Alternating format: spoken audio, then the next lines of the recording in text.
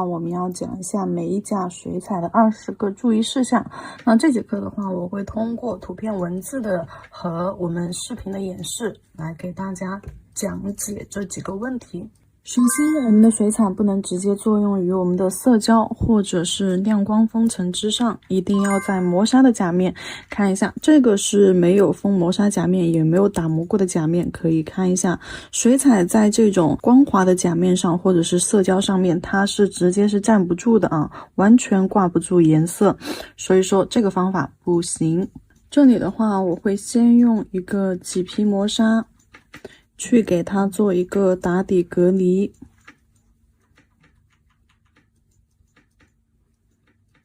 照灯时间60到120秒，新灯60，老灯120秒。为了做一个对比效果，我现在拿另外2款磨砂封层来去再打2个甲片，给大家做一下对比演示。磨砂作为隔离打底的时候，只刷甲面啊，不用去包边。甚至于我们可以稍微的距离我们的甲沟后缘两侧稍微远一点点。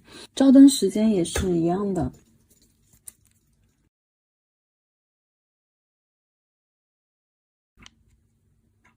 照完灯之后，我们将3个打了磨砂封层底的甲片用磨镜粉在上面蹭一下粉，看一下磨镜粉在这个磨砂封层上面的一个挂色留色效果。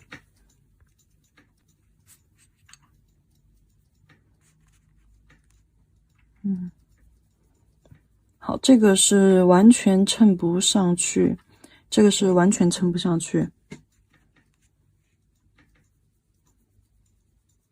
好，这个能够衬上去一点点。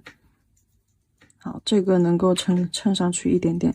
那其中挂色效果最好的是这个麂皮，那完全不挂粉的是这个雾面，然后稍微有一点点挂色的是这个我买的60多还是50多一瓶的这个水彩打底磨砂。好，接下来我们用手刷清扫一下甲片上的这些粉渍。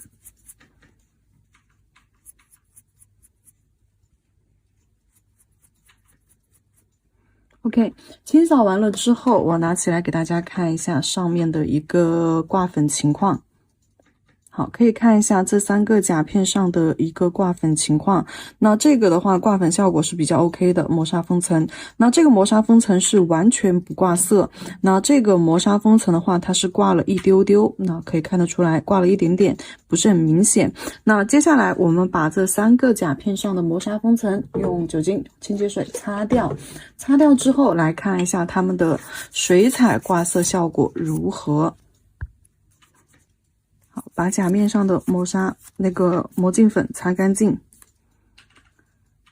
好，接下来我们试一下水彩的一个挂色留色效果如何。来，首先看第一个挂粉的磨镜粉，它的一个水彩挂色留色效果如何。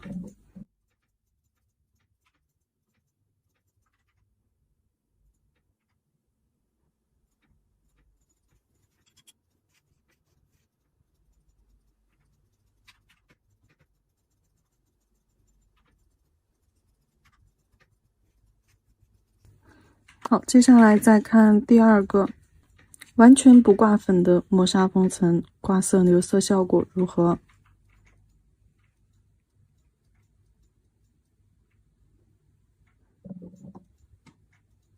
大家可以看到水彩上去完全不会留色。好，接下来我们再看第3个稍微有一点点挂粉的。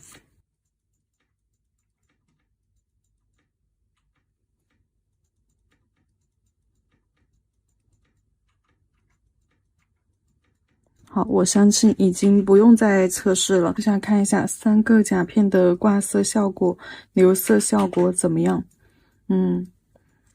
这个号称水彩打底磨砂胶的这个，它的挂色效果还没有第1个的挂色效果好，所以说贵它不一定是正确的。我们一定要找到合适的那个磨砂封层，大颗粒磨砂封层，可以用磨镜粉来进行测试一下。如果说我们没有这种大颗粒的磨砂封层的情况下，该怎么办呢？这里还有一个方法啊，我们把水彩擦掉，可以拿一个海绵抛啊，海绵抛将我们的这个甲面打磨成一个雾面的情况。好，我拿到一边去打磨。好，用海绵抛将整个甲面给它打磨成雾面的一种状态。注意打磨的时候用海绵抛的细面去打磨，这样子的话划痕不会太重。划痕太重的话，到时候水彩一上去，它就会晕开。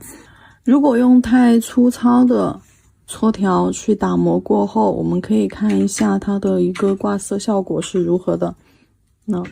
如果说甲面上划痕太重，你到时候水彩铺上去了之后，它就会看划痕就特别的明显。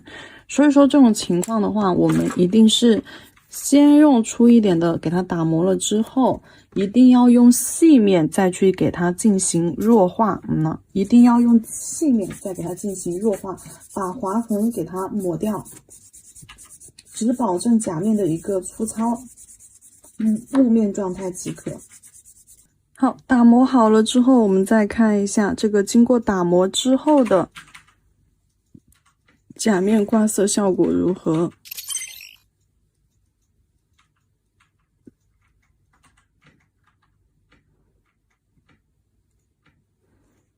挂色效果是没有问题，但是还是要注意它的一个划痕。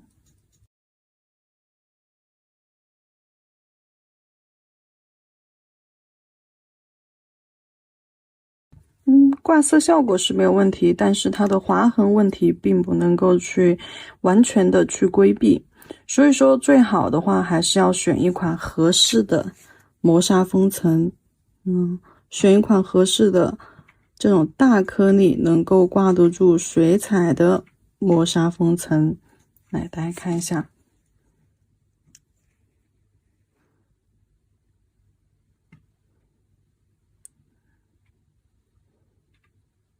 感觉这个甲面上面就完全是在打滑。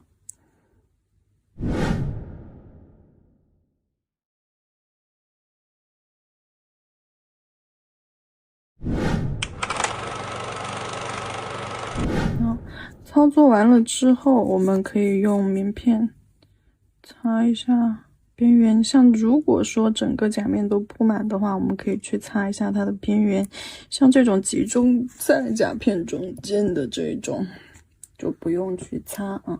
然后在结束之前，我们首先要上的是一个底胶，用底胶整甲平涂。整个甲面平涂，一定要包好边缘，侧面也一定要刷到。好，整个甲面全涂，包边。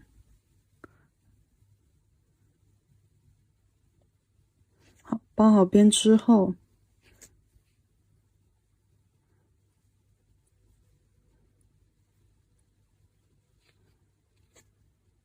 去照灯。底胶照完灯之后，再用封层给它整甲全涂。整甲全涂，封层也要注意边缘、甲沟两侧、后缘，还有我们指尖的一个包边情况。